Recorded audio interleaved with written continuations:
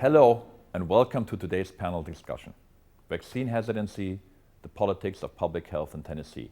I'm Daniel Diermeier, Chancellor of Vanderbilt University.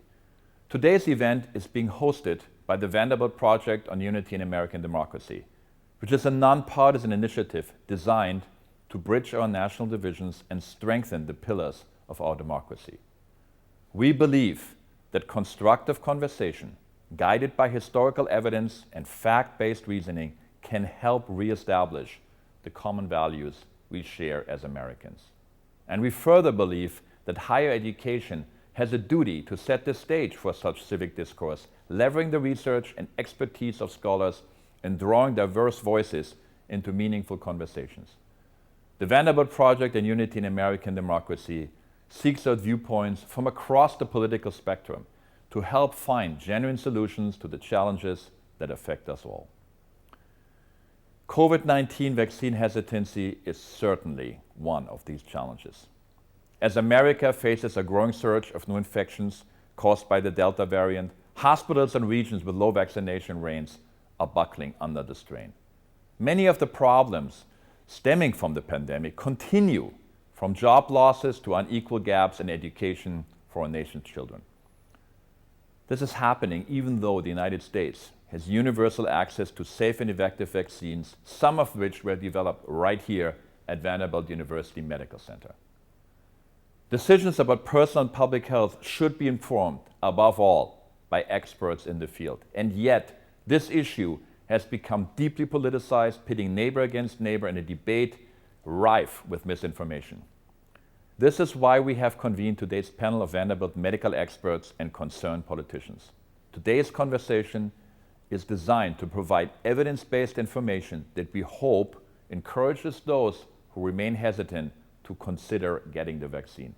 It will protect their own health as well as the health of the general population, particularly children under 12 years old and those who are medically vulnerable.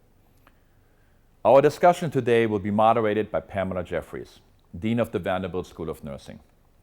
Dean Jeffries is an internationally recognized leader in nursing and healthcare education. Prior to joining Vanderbilt as Dean of the School of Nursing in July 2021, she served in a series of leadership roles at Johns Hopkins University and as Dean of the George Washington University School of Nursing. I will now turn it over to Dean Jeffries to begin the discussion.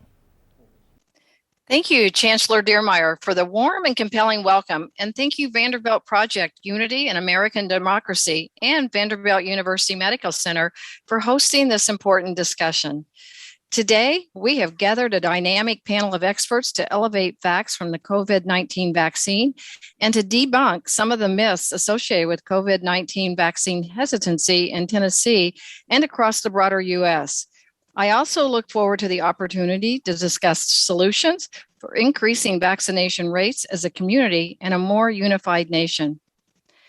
I'm Pam Jeffries, Dean of Vanderbilt University School of Nursing, and I am honored to introduce you to all of our panelists who share the common value that vaccination among our communities is necessary to save lives and to get our country back to a sense of normalcy.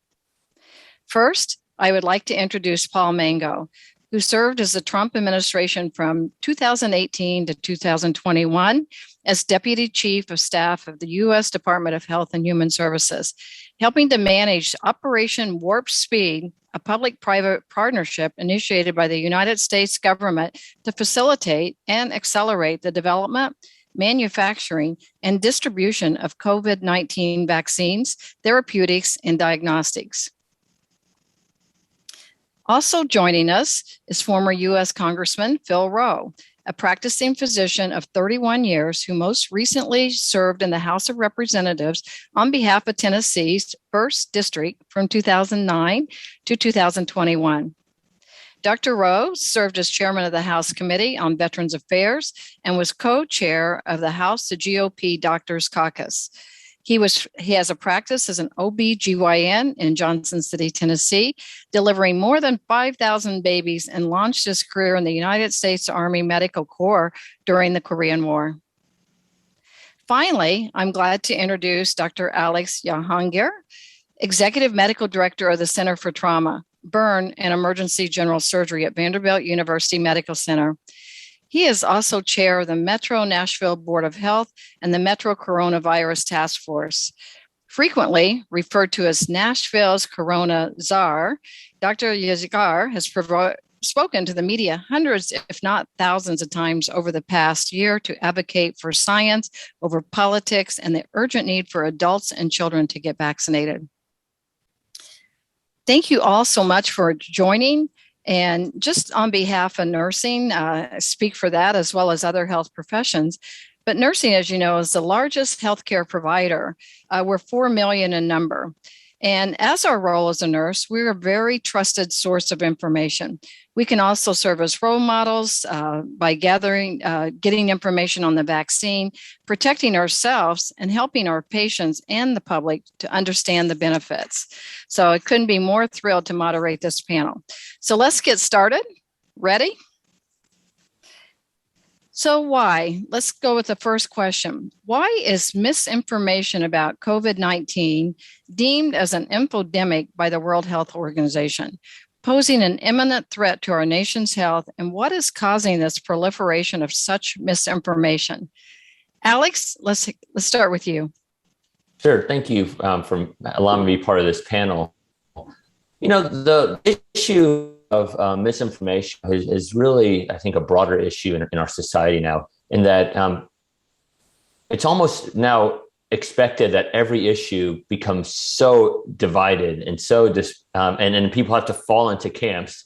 And you now have a platform with social media, Facebook, Twitter, and so forth, that these messages travel quickly. I mean, I think probably back in the polio days, there probably was misinformation, but the news didn't spread so quickly, right? But now you can find people who quickly spread misinformation, can put it on social media, can be very savvy, and people go out looking for ideas that fulfill their own biases. And so I think our biggest problem is we have not taken enough time to think for ourselves sometimes, and we're letting people who may have ill intent have platforms that previously were not available to them. Thank you for that. Any other thoughts on information, Paul or Phil? Yeah, let me just add to Alex's comments. I think because we were in the middle of it, obviously, starting in January of 2020, and we saw this whole thing evolve. And I think sometimes the American people confuse new information with misinformation. And what I mean by that is what we knew in January and February of 2020 is radically different about this virus than what we know today. And I think the government has tried to communicate its new learning to the American people, but that new learning is often different than what existed prior. And I think sometimes people view that as, oh, did you switch your position? Did you not know what you were talking about before? And I think it's really just a function of learning more about the virus and trying to communicate it. Mm-hmm. Thank you, Paul. And we certainly have learned a lot over these, past year and a half or so. I like the term new learning. Phil, anything to add? Absolutely. One of the things I get asked all the time, Dr. O, how do I know what the truth is? How do I know who to believe? And I think that's a very important question for the American people. And we as policymakers don't answer that honestly with people and give them factual information, as Paul just said. And we've learned a lot more in the last 18 months. There's no question about that. But we can't pass that along as flip-flop, and we have to pass it along as we've learned about the virus. And one of the things that we also have to be is very humble about this, because we have learned, and what we thought we knew a year and a half ago turned out not to be correct. And I think we've got to be not arrogant. We've got to be very humble with people and honest with people and say, look, if you make a mistake, own up to it and just say, we got that wrong, and move on. There's nothing wrong with that. I've done that throughout a career. And I'm sure Alex has done exactly the same thing as a practicing physician there in Nashville. Mm-hmm. Thank you, Phil. I mean, we've just lived in unprecedented times, and new information has evolved, as all of you have described. So thank you for that. So let's go to the next question. Helping speed the development of the coronavirus vaccine may be one of President Trump's proudest accomplishments.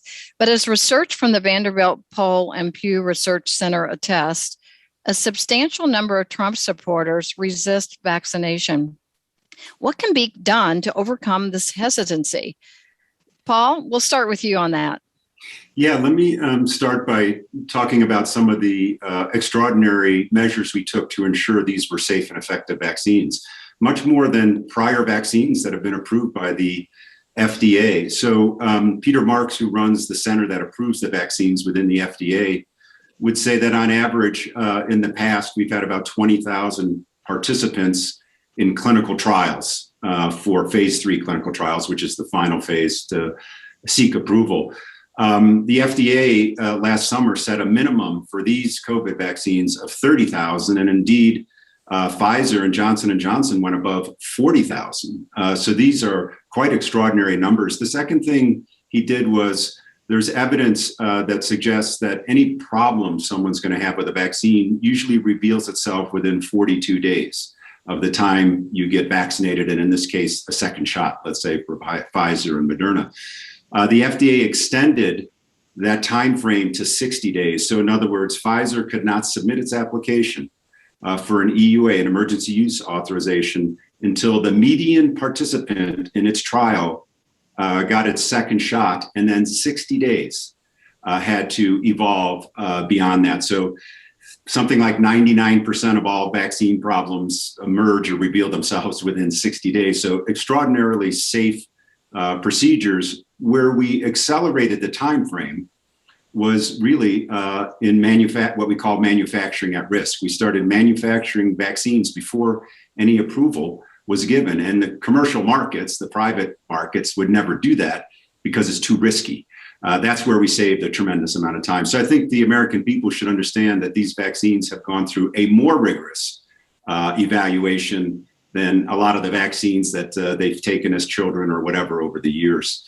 I think it's hard to explain why there's some degree of hesitancy, but I will say this, and Dr. Rose on the panel here, I do believe this is a decision between a patient and his or her physician. That's how this decision should be made, not the federal government telling us what to do. I think it's a very personal decision, and I think there are instances, I think Dr. Rowe could probably comment on this, where persons maybe should not get the vaccine if they have certain prior history of reactions or whatever. But I think it's a decision between the individual and the doctor. Mm-hmm. Well, thank you, Paul. And I love some of the background you're telling us, even going from the 42 days to 60 days, having the facts put in front of us is very helpful from my perspective, because I like to hear the statistics. I'll probably be more of a qualitative type person. So thank you for that and for your firsthand experience. Phil, anything to add? I want to go back to January of 2020. When the World Health Organization told us as a nation that there was not human-to-human transfer of this virus. And to show you, and I want to walk you through how the vaccine, to add to what Paul had to say. So within 6 weeks of that, we had sequenced the virus and begun phase 1 trials. And he didn't go into depth on Operation Warp Speed. I don't think people understand the significance of what actually happened. What happened was, we wanted to provide the American people a safe and effective vaccine as rapidly as we could, because we thought that this could be a really devastating epidemic, now pandemic. And what they did was they add 4 platforms, 4 ways vaccines are produced. One is a new mRNA, which is the Moderna and Pfizer. 2, the adenovirus, Johnson & Johnson. Then you have an attenuated virus. That's what the Russians and the Chinese use. There are 4 platforms. They picked 2 companies in each platform. And to be able to qualify for that, you had to be able to produce the vaccine. It's one thing to produce 50 cc's. It's another to produce millions of doses. At exactly the same time, General Perna was charged with making sure that there were, and he was on operation part of the team, make sure that there were enough syringes, that the supply chain worked. You and I both know the biggest problem we had to begin the pandemic were PPEs. We couldn't get masks and gowns and gloves and all the other things we as nurses and doctors use. All that went on simultaneously. As soon as phase 1 trials, which are usually 45 or 50 people, finished, and no adverse reactions, phase 2 trials began. And I want to give a shout out to the American people. They stepped up by the tens of thousands to volunteer for these trials to find out if this vaccine would work to help protect their neighbors. And I can't say enough for the people who did that. I volunteered for the trial, and they didn't need enough people in my age group because I knew that over 65 years of age, 80% of the deaths occurred there. So it was imperative. We knew the nursing home tragedies that occurred early on. Phase 3 trials began about July or August, and by October, late October, November, we had an approved vaccine. The fastest vaccine that had ever been brought to market in the past was mumps. That took 4 years. Typical vaccine is 8 years. Can you imagine the devastation in this country and the world if we'd waited 8 years for a vaccine? So, and shots were being given, I think the approval was the 10th or 11th of December. Shots went out then, and we began to vaccinate folks. And what we have to convince people is that it is a safe and effective vaccine. And the 19th of December, to show my support, I got my first shot. I said, I want to be sure. And the doctor's caucus, every single one of us, matter of fact, one of the members was actually in the trial, but we all volunteered to take the vaccine because we believe it's safe and effective. I know it is. Well, thank you, Phil, and kudos, as you said, to the American people who participated in the trial to help to get us through the warp speed. And thank you also for covering the significant events leading up to this. So, Alex, in your role, I'm sure you have other comments to add. Yeah, I mean, I think Operation Warp Speed, I go to Phil and Paul, thank you for your leadership in that. Remarkable, right? I mean, look what can be done in our country when a lot of really smart people and dedicated people commit all the efforts, the financial resources, taking away some of the regulations that not regulatory process as far as safety, but just kind of moving things along. And look what can happen. And I think what is so amazing for me is that it was done so quickly. But what is equally as amazing for me now on this end of it is when you explain that story to people and you explain it even more just simply than the amazing stories that just were told, people get it. Any hesitancy that I've had from people because they felt that the vaccine was made too quickly goes away when people understand that story. And I think what is critical on the local level is that you find individuals, so nurses, doctors, pastors, community leaders, to relay that message. And the way you do that is you have to provide that information to these local community leaders so that they can also have these talking points. And they know that, this was not sped up in an unsafe manner. In fact, it was probably slowed down, as Paul just noted, to make sure it was excessively safe. And I think my experience has been, and what I hope that others will continue to do, is share that story of how this is really a remarkable advance in U.S. history and world history because of some of the decisions made during that time frame. And hopefully when the right people have that information, and the right people, frankly, are not me as a talking head on TV, but really the people at the local level, the healthcare providers, the community people, that's how we're going to get past this hesitancy. And this story is one that I think we need to continue sharing for generations to come. Thank you, Alex. And I couldn't agree more about the key community leaders. That's who the community trusts, right? But getting those key messages and talking about this journey of the vaccination and getting the facts out there is so crucial. So thanks for your input on that. So let's move to another question. Phil, I'm going to start with you. Is the infodemic fueled by partisan politics, or is there something bigger at play here? No, I think it is fueled by politics. And unfortunately, the pandemic had to occur during an election year. So you could see that happening, and it still is, unfortunately. And after almost 40 years of practice in medicine, I've never operated on a Republican or a Democrat cancer in my life, but I've operated on plenty of them. So it affects all of us, regardless of party affiliation. This virus is a nonpartisan infector of everybody. And so you have to keep that in mind. And I think one of the things, Pam, that we need to talk about, it's extremely important, is the trust of the American people and the press, because they don't. And I'll give you an example. Dr. Fauci this weekend's on TV, and he opines about the Sturgis motorcycle rally, which was outside. And assuming that many of those motorcycle riders are probably conservatives or Republicans. But he failed to mention Lollapalooza in Chicago, which had 100,000 people there.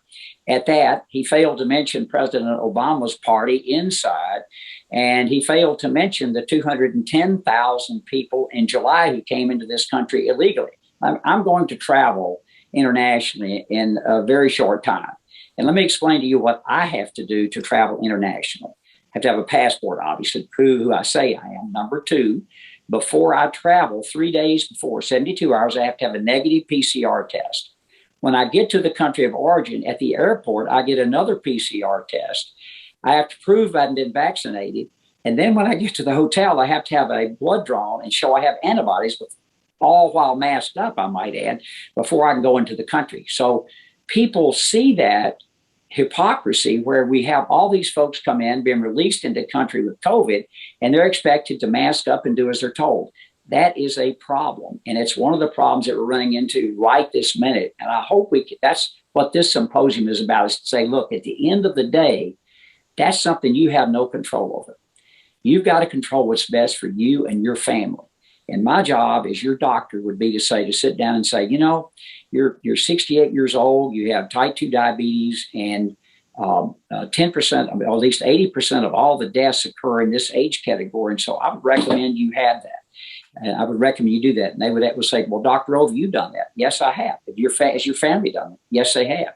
So I think those are the kinds of things we as physicians, and I do believe we need to get the shots down to the level of the practicing physician. And also, I might add that the most trusted group of people in the country are nurses. So nurses could absolutely play a huge role in vaccine hesitancy, I think. They're very trusted. Couldn't agree with you more, Phil. We've been a most trusted profession for over 20 some years, and nurses do play an important part and will continue.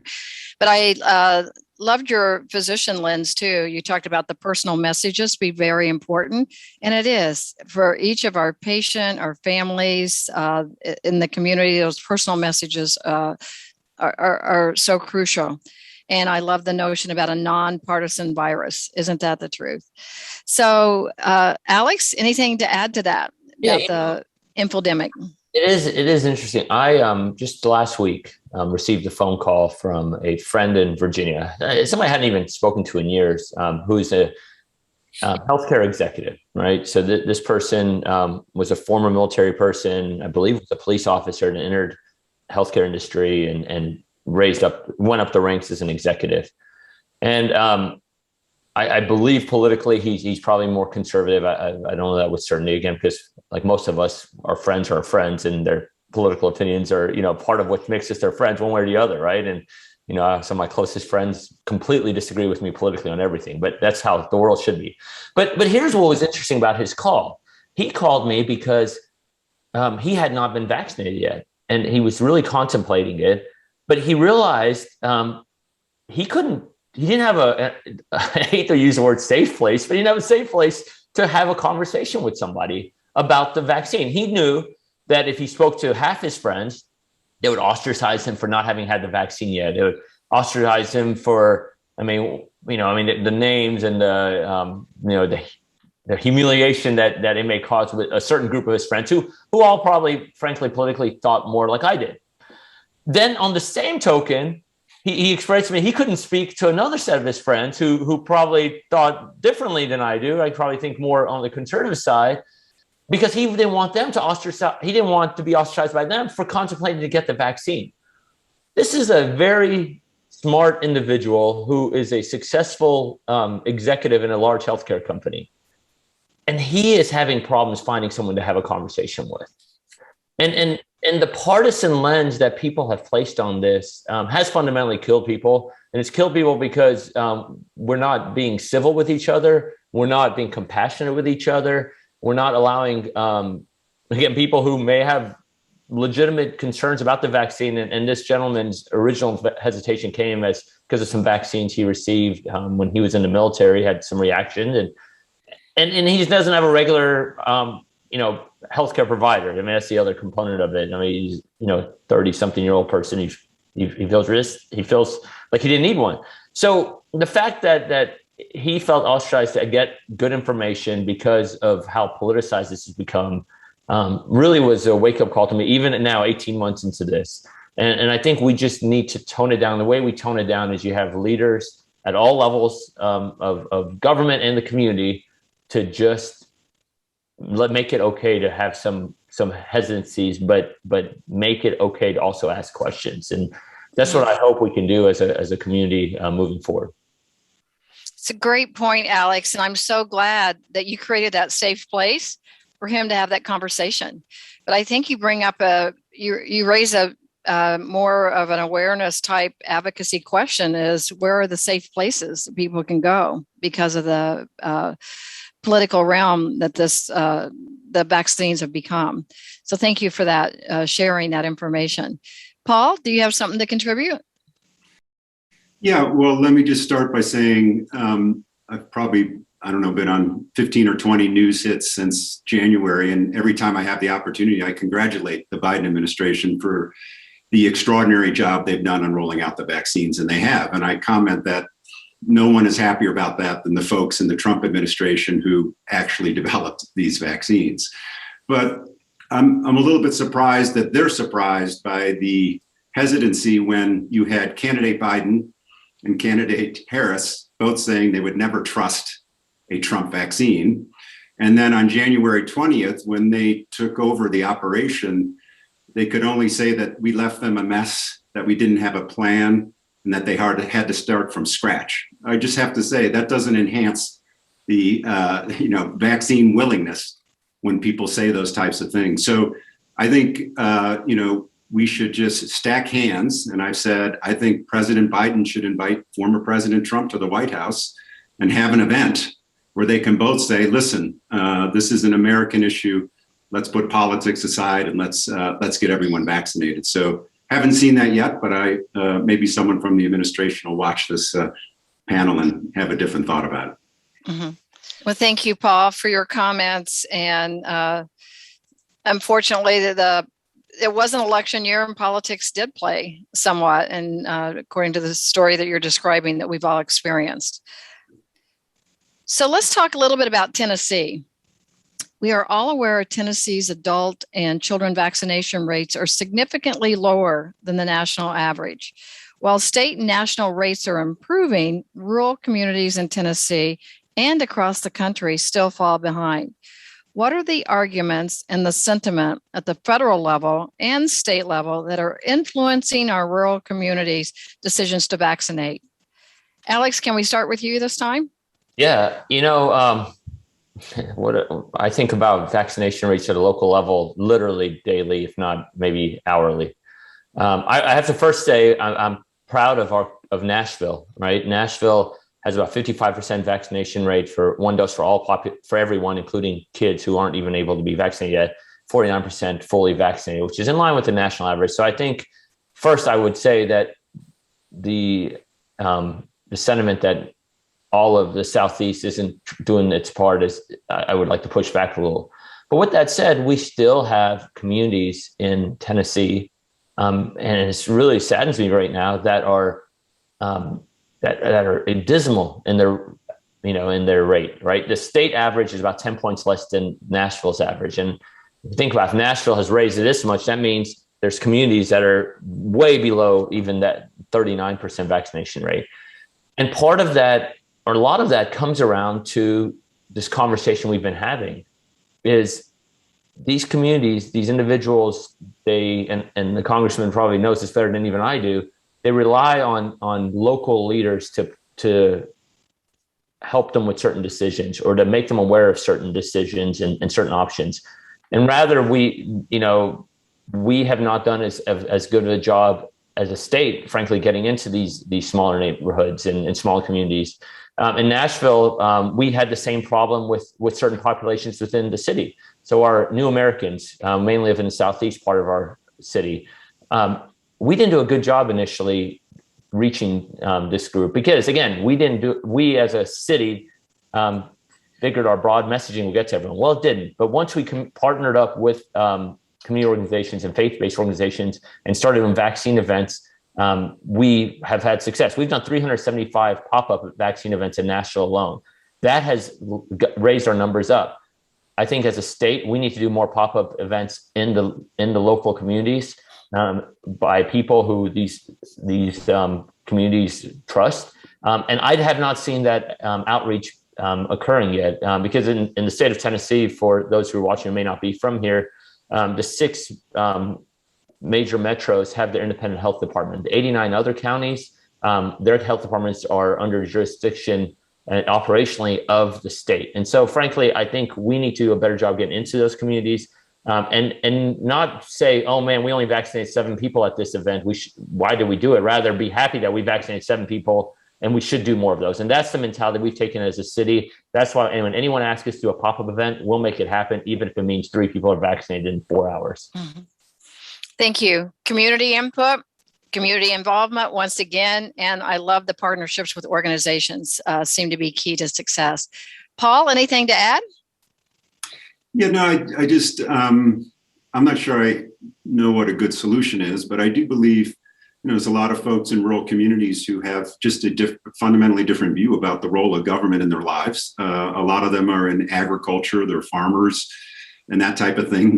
They face hazards every day. Farming is one of the most hazardous professions in our country. They have to deal with weather and all types of other things. And I think they are a little bit more of, at least have this perspective of rugged individuals. And it's just a different view again of what the role of the government is in their lives. So I don't think we should criticize them at all. It's just their point of view. I do agree with Alex that, the more opportunity we have to introduce the vaccines through institutions and through events that they're familiar with, that they feel comfortable with, I think we'll have a lot more success. But I would hesitate just to impose the way we do things in cities on the way they receive or accept things out in the rural communities. Mm-hmm. Thank you, Paul. I think having the attitude of no blame, not criticism, that's so important for each individual. Thank you. And Phil, anything to add? Well, I agree with both of them, and there are different approaches for urban areas versus rural areas where I live, and you have to get to the folks who the people trust and talk to them one-on-one. And there's a healthy distrust of government out here. There really is now. And the messaging that's come from government has been convoluted, to say the least. I would hesitate to call it a dumpster fire, because I'm afraid I would basically insult a dumpster fire. It's been that bad. And when you get, and I know this in the practice of medicine, and Alex certainly knows this, if you have 4 partners and all 4 of you telling the patient something different, you're going to have a very confused patient. And that's what we have now in the country, is a very confused patient. And that's one of the things I think these symposiums that you all put on, and I want to thank, it burdens my heart being a UT grad to thank Vanderbilt, but I thank you guys for putting this on to inform people and hopefully lower the temperature in the room and give folks the facts as we know them today. Mm-hmm.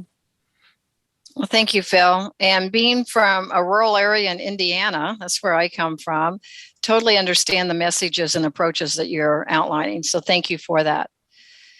So let's go to another question about the media. There's a lot of talk in the media about the role of the evangelical church and the religion's influence on vaccination rates in rural communities. From your experience, who or what organizations have the greatest influence in speaking to the rural communities? Yeah, I think at the beginning of the pandemic, I realized that there was so much information, and for Alex and Paul and myself, who deep dived into this, a little easier for us, or you as a nurse, you have a science background, but if you don't, it's hard to understand this, and who do I believe? So what I did in my congressional district, I encouraged others to do this. I have a pastoral advisory committee. I've had that since I started in Congress. I started regular phone conference calls with them, because some of them were in huge churches with, a couple thousand members or 3,000 members. Others were small country churches, may have 50 or 100 members. But I called these men and women up, these pastors up, and I spent as much time as we needed. And we talked about this, what's going to happen. And this is before way before any vaccine. And they said, well, because they didn't want to hurt the people in their church. I mean, they're there to help lift them up, not to harm them. When do we stop? Do we wear masks? Do we do it virtually? Do we do it online? So we walked through every bit of that as we knew it at the time. And it seems to me that every one of them, once they had the information, passed it along to their congregations. And I think it was very helpful. I know I did that until I left in January when I retired from Congress. Mm-hmm. Advisory committee from the pastoral group. What a wonderful idea. Thank you, Phil. Alex, anything to add? No, I think what Phil had said in the last answer, I think echoes a lot with me. It is important for each community and the leaders in those communities to know who people listen to, right? And I think what works in DC or New York City won't work in Nashville, and works in Nashville may not work in Tullahoma. And I think having that recognition of that, and then having the ability to act accordingly, and what was just mentioned, a pastoral advisory group or a small business advisory group for rural areas, or those are the people who really can guide how best to deliver a message in a community. And so that local control, that local input is really important. And that'd be the one thing I would add further. Yeah, thank you so much. And Paul, any other strategies or thoughts? Yeah, I was a couple of years ago, I was a candidate for governor in the Commonwealth of Pennsylvania, and out in the rural communities, I got some great advice from a citizen who said, listen, if you're in this diner at 10 o'clock in the morning, everyone in the county will know you were there by 4 o'clock in the afternoon. And I think we can all think of diners in, kind of rural counties that fit that bill. But only half jokingly, there's a lot of communication that goes on in those venues. And I think if folks think about inserting the right information on vaccines into that venue, maybe the news will spread throughout the rural counties. Mm-hmm. I love that. Yeah, news travels pretty quickly in those small communities, and being exactly. A small town gal, I can vouch for that. Also, not only, Phil, you mentioned the churches, but barbershops are a good area too to spread the information. And I know a lot of times in healthcare, we educate in barbershops. So there's another area. So from Sean Hannity to pop star Olivia Rodrigo, these are influencers coming out of shadows to more forcibly advocate for the vaccinations. Is it working? Who do you think has the power to influence or to instigate more vaccinations nationwide? Paul, let's start with you.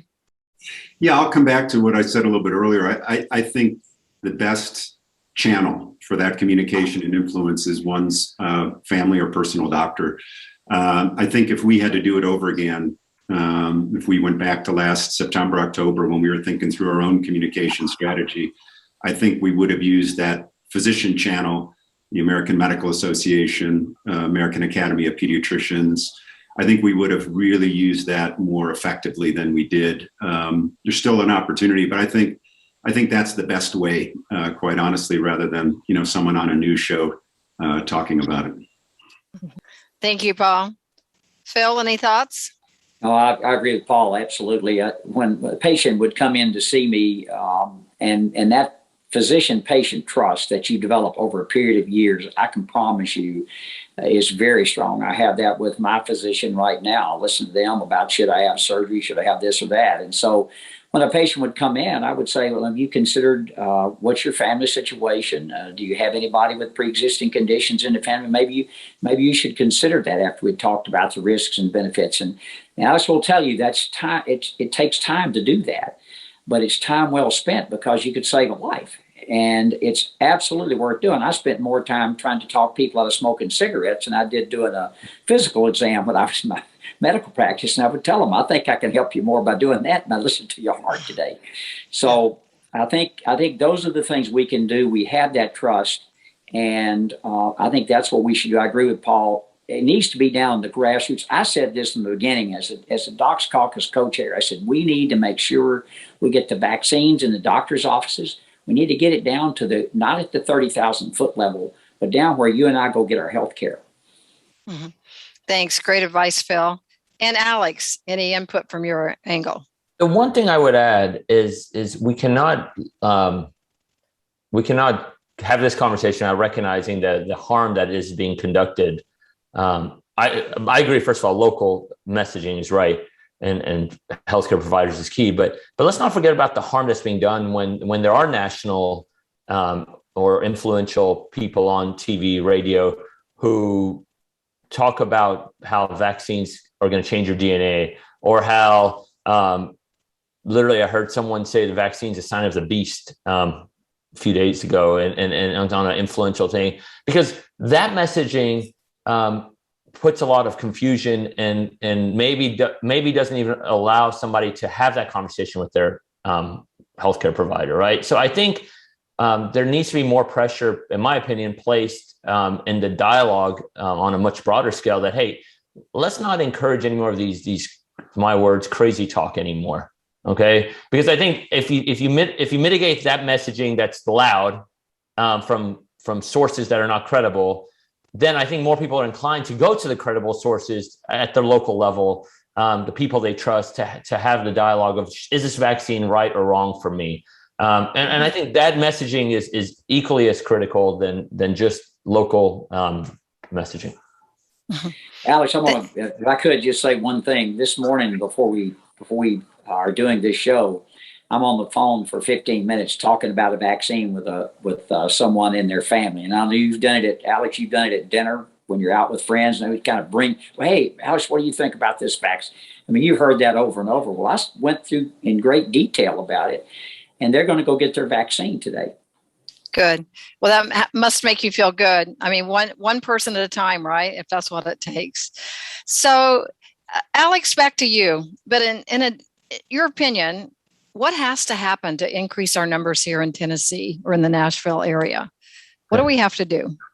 Well, we have to stay. We have to continue being resilient and persevere, and not get tired of having the same conversations. I mean, with Dr. Rowe, the conversation he had this morning, we need to continue doing that, right? I strongly believe, and I would assume the panelists agree, the talking heads on TV, we're not going to do it anymore, right? We reached the people we were going to reach, and that's great. But really, it's continuing to. And I'm not a political. I've never run for anything. I don't ever envision I will. But I guess the canvassing that you all have done when you run for office, getting people to trust why this is the right thing to do, making it easy, and then having that, knowing that what works in New York doesn't work in Nashville, it doesn't work in Tullahoma. Messaging is critical, but really just staying perseverant. We can't just throw our hands up in the air and say, I'm done. I don't know what to do anymore. That would be a failure, and it would be a disservice to all the work that's put to get us to this point, and all the lives we've lost to this point as well. Mm-hmm.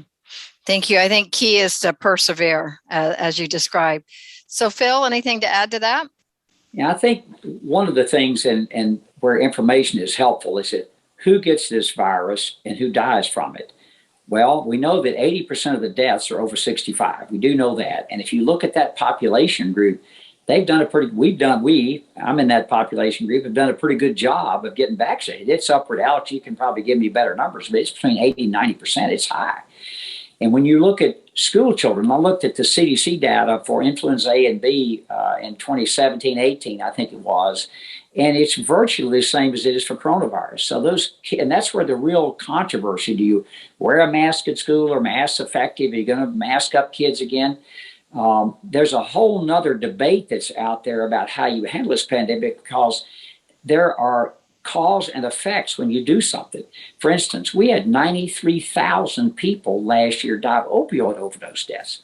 And who knows how much of that was because of isolation. Suicides were up in children, 10 to 18 years of age, up astronomically. So there are untoward effects to these, and I think you have to push the population that's going to fill up your hospitals. That was the whole idea. We don't want to overload our hospitals.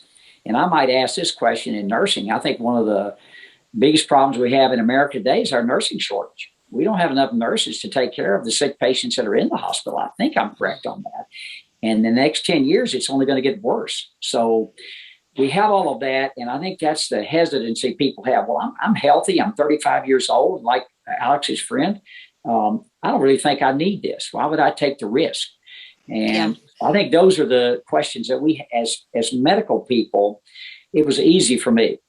I looked at the risks and the benefits, and by far, and with the knowledge I had, the benefits greatly outweighed the risk. And that's what you have to talk to other people about, and then let them make that decision.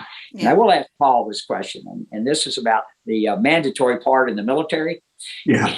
You give up your constitutional rights when you go in the military, don't we? I know I did. So if they told me to get a shot, I'd get the shot. Yeah. I don't disagree with what General Austin is doing. I think the military is, I think I mentioned, I was in a unit that had to be prepared to deploy anywhere in the world in 48 hours. If you're not vaccinated, you're putting a whole bunch of folks at risk. It's a different situation. But Pam, let me just comment and build upon Phil's earlier comments.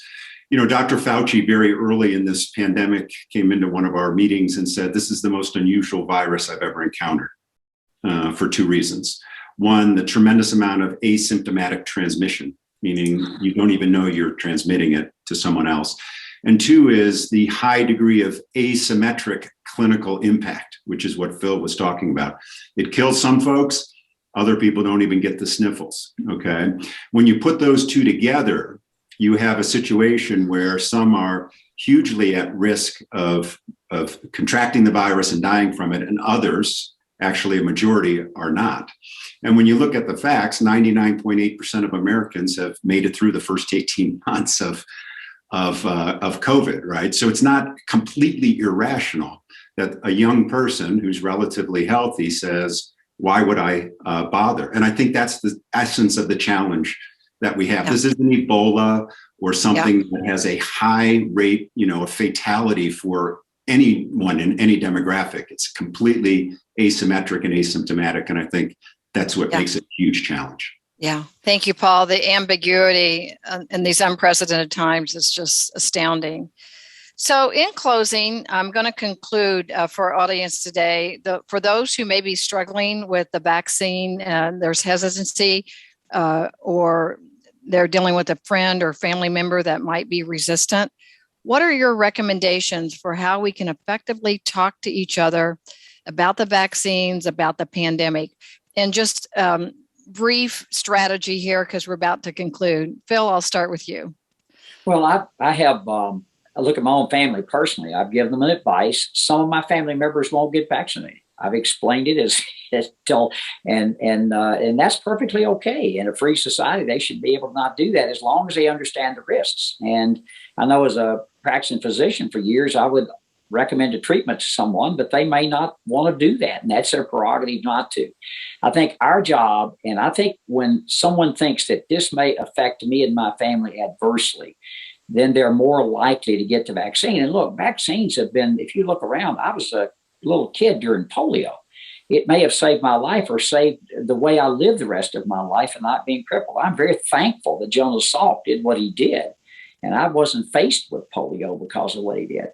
And there are many people alive today who are going to be alive because of this vaccine that was developed by Operation Warp Speed. And I really thank those folks, Paul being one of them, was on the inside that got this done. So I think what we have to do is people who trust, is talk to them. I know, Pam, you talk to people every day about this and try to convince them that this is best for them and for the community. But it's got to ultimately be what's best for them. You can't say you're going to save California if you live in Nashville.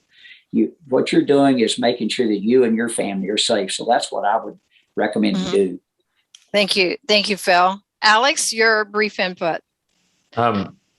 Everything that was just said, but I will say there's, if a lot of people do still use the internet, and there's some great reputable sites, getvaccineanswers.org would be one I'd recommend that really gives you good non-biased information about vaccines. So really, in addition to the conversations, go to reputable sources to do your own research and make your decision for you and your family. Thank you, Alex. And Paul, the last word. Yeah, just a wise old person when I was younger told me once, you can make a lot more progress by posing questions than asserting positions. So I think, a dose of empathy and maybe just, drawing people out with questions. Do you know what the safety profile is of this vaccine? It's the most effective vaccines that have hit the market in decades? Do you know that, there were 40,000 persons in the clinical trials? Rather than asserting a position, you should get vaccinated. I think some well-placed questions might lead to more progress. I like it. Well, thank you so much. So thank you for participating in this timely discussion. I know our audience appreciates these key takeaways as we fight to curb the spread of COVID-19 and keep our families and our communities safe.